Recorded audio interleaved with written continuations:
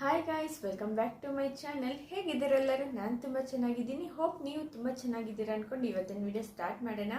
ಇವತ್ತಿನ ವಿಡಿಯೋ ಏನಪ್ಪ ಅಂತ ಹೇಳಿದ್ರೆ, ಎಗ್ ಕ್ವಾಲಿಟಿನ ನಾವು ನ್ಯಾಚುರಲ್ ಆಗಿ ಮನೇಲಿರೋ ಊಟ ಅಂದರೆ ನ್ಯಾಚುರಲ್ ಆಗಿ ಸಿಗೋ ಫುಡ್ನ ತಗೊಂಡು ಯಾವ ರೀತಿಯಾಗಿ ನಾವು ಎಗ್ ಕ್ವಾಲಿಟಿ ಮತ್ತು ಕ್ವಾಂಟಿಟಿನ ಇನ್ಕ್ರೀಸ್ ಮಾಡ್ಕೋಬೋದು ಅಂತ ಹೇಳಿ ಈ ವಿಡಿಯೋದಲ್ಲಿ ನಾನು ತಿಳಿಸ್ಕೊಡ್ತೀನಿ. ಈವನ್ ನಾನು ಕೂಡ ಅದನ್ನ ಫಾಲೋ ಮಾಡಿದ್ದೀನಿ. ನನಗೂ ಕೂಡ ಒಂದೊಳ್ಳೆ ರಿಸಲ್ಟ್ ಬಂದಿದೆ. ನನಗೂ ಕೂಡ ಪಾಪು ಆಗಿದೆ. ನಂದು ಎಗ್ ಗ್ರೋತು ತುಂಬ ಕಡಿಮೆ ಇತ್ತು. ಎಷ್ಟು ಅಂತ ಹೇಳಿದ್ರೆ 0.1 mm ಅಷ್ಟು ಬೆಳೀತಾ ಇರಲಿಲ್ಲ. ಸೊ ಅಷ್ಟು ಕಡಿಮೆ ಇತ್ತು. ಅಂಥದ್ದು ನನಗೆ ಒಂದೇ ಒಂದು ಮಂತಲ್ಲಿ ಇನ್ಕ್ರೀಸ್ ಆಯಿತು. ಸೊ ನಾನು ಯಾವ್ಯಾವ ಥರ ಡಯಟ್ ಮಾಡಿದೆ, ಏನೇನು ಫುಡ್ ನಾನು ತಗೊಂಡೆ ಅಂತ ಹೇಳಿ ಈ ವಿಡಿಯೋದಲ್ಲಿ ನಾನು ತಿಳಿಸ್ಕೊಡ್ತೀನಿ.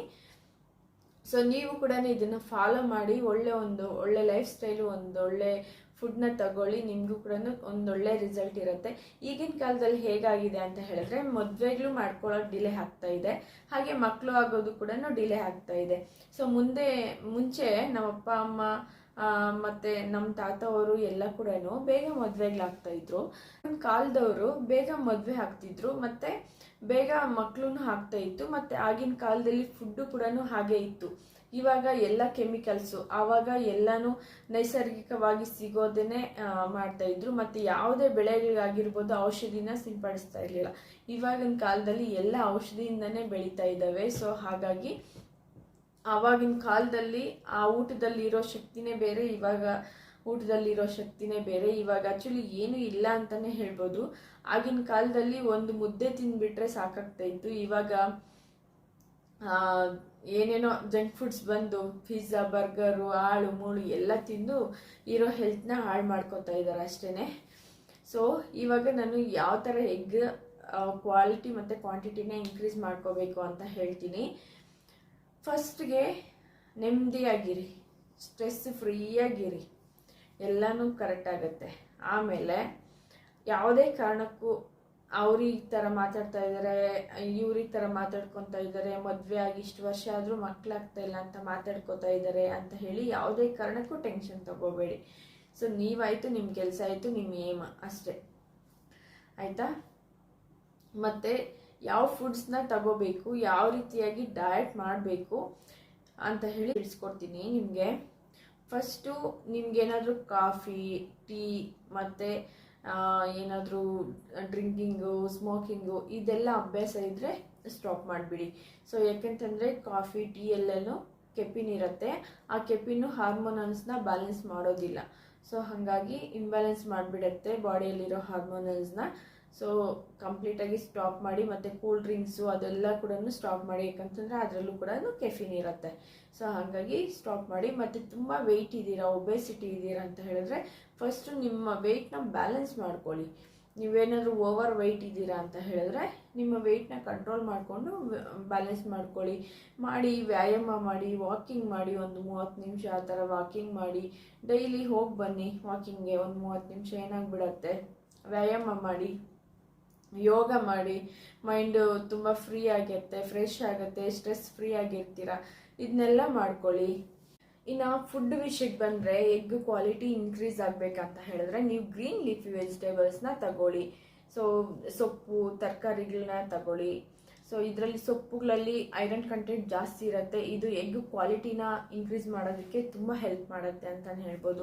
ಡ್ರೈ ಫ್ರೂಟ್ಸ್ ತಗೊಳ್ಳಿ. ಡ್ರೈ ಫ್ರೂಟ್ಸಲ್ಲಿ ಬಾದಾಮು, ವಾಲ್ನಟ್ಟು ಈ ಥರ ತಗೊಳ್ಳಿ. ಇದರಲ್ಲಿ ಕೂಡ ಒಮೆಗಾ 3 ಫ್ಯಾಟಿ ಆ್ಯಸಿಡ್ಸ್ ಇರೋದ್ರಿಂದ ಇದು ಹಾರ್ಮೋನಲ್ಸ್ನ ಬ್ಯಾಲೆನ್ಸ್ ಮಾಡೋಕ್ಕೆ ಮತ್ತು ಎಗ್ ಕ್ವಾಲಿಟಿನ ಇನ್ಕ್ರೀಸ್ ಮಾಡೋಕ್ಕೆ ತುಂಬ ಹೆಲ್ಪ್ ಮಾಡುತ್ತೆ. ಇದನ್ನು ತಗೊಳ್ಳಿ. ಮತ್ತು ಹಾಗೆಯೇ ಸಿಟ್ರಿಕ್ ಆ್ಯಸಿಡ್ ಇರೋ ಫ್ರೂಟ್ಸ್ನ ತುಂಬ ತಗೊಳ್ಳಿ. ಇದು ಹಾರ್ಮೋನಲ್ಸ್ನ ಬ್ಯಾಲೆನ್ಸ್ ಮಾಡೋಕ್ಕೆ ಮತ್ತು ಎಗ್ ಕ್ವಾಲಿಟಿನ ಕ್ವಾಂಟಿಟಿನ ಇನ್ಕ್ರೀಸ್ ಮಾಡೋಕ್ಕೆ ಹೆಲ್ಪ್ ಮಾಡುತ್ತೆ.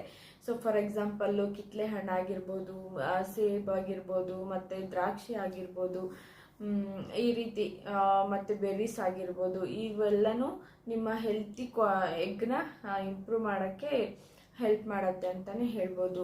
ಹಾಗೆಯೇ ಅವಕಾಡೋ ತಗೊಳ್ಳಿ. ಒಂದು ಗುಡ್ ಫ್ಯಾಟ್ ಇರುತ್ತೆ ಅವಕಾಡೋಯಲ್ಲಿ.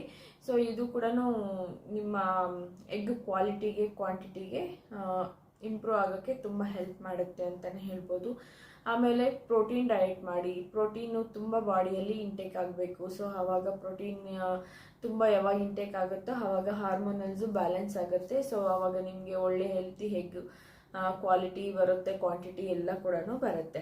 ಏನಾದರೂ ಡ್ರೈ ಫ್ರೂಟ್ಸ್ ತಗೊಳಕ್ಕಾಗಲಿಲ್ಲ ಅಂತ ಹೇಳಿದ್ರೆ ಇದನ್ನೇ ತಗೊಳ್ಳಿ, ಕಾಳುಗಳೇ ತಗೊಳ್ಳಿ. ಹೆಸರು ಕಾಳು ಮತ್ತು ಕಡಲೆ ಬೀಜ, ಹುರ್ಗಡ್ಲೆ, ಕಡಲೆಕಾಳು ಅವೆಲ್ಲ ತಗೊಳ್ಳಿ. ಅದರಲ್ಲೂ ಕೂಡ ಪ್ರೋಟೀನ್ ತುಂಬ ಇರುತ್ತೆ. ಚಿಕನ್ ತಗೊಳ್ಳಿ, ಚಿಕನಲ್ಲಿ ಇರುತ್ತೆ. ಇವಾಗ ಕೆಲವರು ಏನು ಗೊತ್ತಾ, ಪ್ರೆಗ್ನೆನ್ಸಿ ಟ್ರೈ ಮಾಡ್ತಾ ಇದ್ದಾರೆ ಅಂತ ಹೇಳಿದ್ರೆ ಚಿಕನ್ ತಿನ್ನಬಾರ್ದು, ಹೀಟ್ ಆಗಿಬಿಡುತ್ತೆ, ಮಿಸ್ಕ್ಯಾರೇಜ್ ಆಗಿಬಿಡತ್ತೆ ಅಂತೆಲ್ಲ ಹೇಳ್ತಾರೆ. ಅದೇನೂ ಆಗೋದಿಲ್ಲ. ಸೊ ಎಲ್ಲನೂ ತಿನ್ಬೋದು, ಚಿಕನ್ನು ಪ್ರೋಟೀನೇ ತಿನ್ಬೋದು, ಏನೂ ಆಗಲ್ಲ. ಬಟ್ ಯಾವಾಗಲೂ ನೀವು ನೀರು ಚೆನ್ನಾಗಿ ಕುಡಿಬೇಕು. ಒಂದು 3 to 4 ಲೀಟ್ರ್ ಆಗೋಷ್ಟು ನೀರನ್ನ ಕುಡಿಬೇಕು.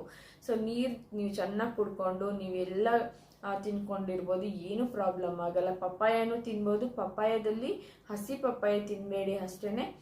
ಹಣ್ಣಾಗಿರೋದು ಚೆನ್ನಾಗಿ ಹಣ್ಣಾಗಿದೆ ಅಂತ ಹೇಳಿದ್ರೆ ತಿನ್ನಿ, ಏನು ಪ್ರಾಬ್ಲಮ್ ಆಗೋದಿಲ್ಲ. ಸೊ ಇವನ್ ನಾನು ತಿಂದಿದ್ದೀನಿ, ಏನು ಪ್ರಾಬ್ಲಮ್ ಆಗಿಲ್ಲ. ಅದೆಲ್ಲನೂ ಹೇಳ್ತಾರಷ್ಟೇ. ಹಸಿ ಪಪ್ಪಾಯ ತಿಂದರೆ ಆಗತ್ತೆ ಪೀರಿಯಡ್, ಅಂದರೆ ಮಿಸ್ಕ್ಯಾರೇಜ್ ಆಗಿಬಿಡತ್ತೆ ಹಸಿ ಪಪ್ಪಾಯ ತಿಂದರೆ. ಸೊ ಹಸಿ ಪಪ್ಪಾಯ ಬಿಟ್ಟು ಚೆನ್ನಾಗಿ ಹಣ್ಣಾಗಿರೋ ಪಪ್ಪಾಯನ ತಿನ್ನಿ, ಏನು ಪ್ರಾಬ್ಲಮ್ ಇಲ್ಲ.